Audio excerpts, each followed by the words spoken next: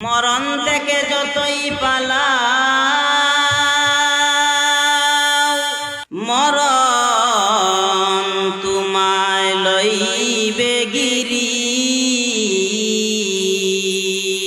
যদিও সদূর আকাশ পানে লুকাও, সেথায় লাগিয়ে সিঁড়ি। মুসলমান ভাইরা আমার, মৃত্যু থেকে কেউ পলায়ন করতে পারবে না, মৃত্যু থেকে পলায়ন করে কেউ বাঁচতে পারবে না। মৃত্যুর সময় যখন চলে আসবে, যেখানে তার যে অবস্থায় মৃত্যু, সেখানে তার সেই অবস্থায় অবশ্যই মৃত্যু হবে। যদি সে মৃত্যু থেকে বাঁচার জন্য কোনো একটি যন্ত্র ব্যবহার করে আকাশের মধ্যে চলে যায়, যদি তার মৃত্যুটি আকাশের মধ্যে লেখা থাকে, অবশ্যই সেখানেই তার মৃত্যু হবে। তারপরেও মৃত্যু থেকে কেউ বাঁচতে পারবে না। হযরতে কাব রাদিয়াল্লাহু তাআলা আনহু বর্ণনা করেন, হযরতে ইদ্রিস আলাইহিস সালাতু ওয়াস সালাম, একদিন হযরত ইদ্রিস আলাইহিস সালাতু ওয়াস সালামের কাছে আল্লাহ রাব্বুল আলামিন জিবরাইল আমিনকে পাঠাইলেন। জিবরাইল আমিন, যাও আমার পয়গম্বর ইদ্রিসের কাছে যাও, ইদ্রিসের কাছে গিয়া আজ একটা অফার দিয়ে আসো, স্পেশাল অফার। কি অফার? আজ তুমি ইদ্রিস নবীকে জানাইয়া দাও, এতদিন পর্যন্ত উনি একটি নেকি করলে একটি সওয়াব পাইতেন, আজ তুমি স্পেশাল অফার জানাইয়া দাও, উনি যদি আজ থেকে একটি নেক আমল করেন, ওনাকে দুইটি করে সওয়াব দেওয়া হবে, নেকি দেওয়া হবে। হযরত জিবরাইল আল্লাহ রাব্বুল আলামিনের অর্ডার পাইয়া হযরত ইদ্রিস নবীর কাছে গেলেন। ইদ্রিস নবীর কাছে গিয়ে বলেন, ও পয়গম্বর, আল্লাহ রাব্বুল আলামিন আজ আপনাকে অফার দিয়েছেন, আজ থেকে আপনি যদি একটি নেক আমল করেন, দুইটি করে সওয়াব আপনাকে দেওয়া হবে। এই কথা শোনার পর হযরত ইদ্রিস নবীর মধ্যে একটা লোভ জন্ম নিল, লোভ জন্মে নিল। কি লোভ? ইদ্রিস নবী বলেন, জিবরাইল,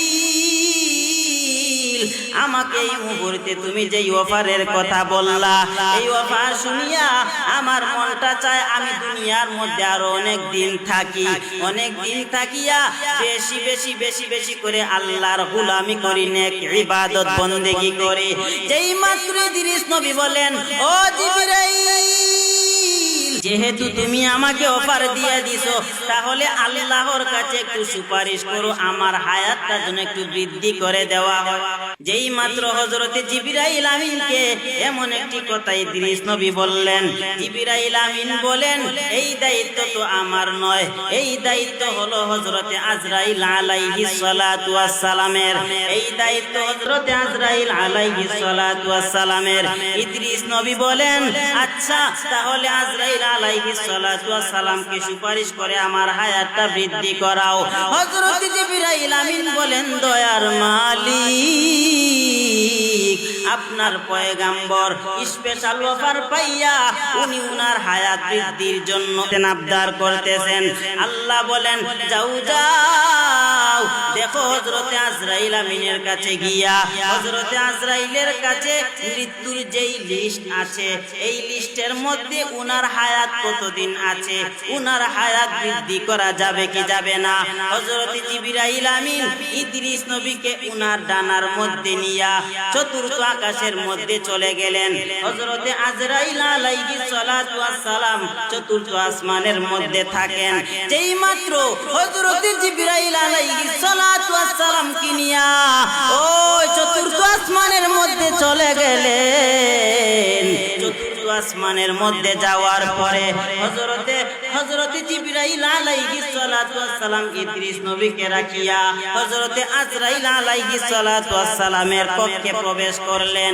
কক্ষে প্রবেশ করার পর হযরতে আজরাইল আলাইহিস সালাতু ওয়াস সালাম বলেন, আপনি কিভাবে আমার কক্ষের মধ্যে চলে আসলেন? জিবরাইল আমিন বলেন, আজ আমি আমার নিজের কোনো কাজে আসি নাই, আজ আমি হযরত ইদ্রিস পয়গম্বর একটি কাজ নিয়ে আসলাম। কি কাজ? আল্লাহ রাব্বুল আলামিন অফার দিয়েছেন, একটা নেকি করলে 2টা করে সওয়াব দেওয়া হবে। উনার লোক জন্ম নিল, উনি উনার হায়াতটা আরো বাড়াইতে চান, বৃদ্ধি করতে চান। হযরতে আজরাইল আলাইহিস সালাতু ওয়াস সালাম সাথে সাথে উনার মৃত্যুর লিস্টটা বাহির করলেন। মৃত্যুর লিস্টটা যখন বাহির করলেন, মৃত্যুর লিস্টটা বাহির করে দেখেন এই মুহূর্তে এখনোই হযরতে ইদ্রিস নবীর মৃত্যু 4th আসমানের মধ্যে লেখা।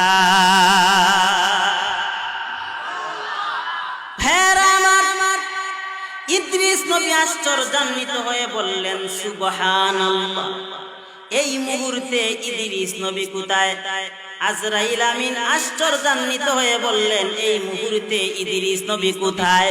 জিবরাইল আলাইহিস সালাতু ওয়াস সালাম বলেন 4th আকাশে। হযরতে আজরাইল বলেন আমি বড় চিন্তার মধ্যে ছিলাম, এই মুহূর্তে উনি দুনিয়ার মধ্যে, তাহলে 4th আসমানে মৃত্যু লেখা কিভাবে এটা সম্ভব হবে?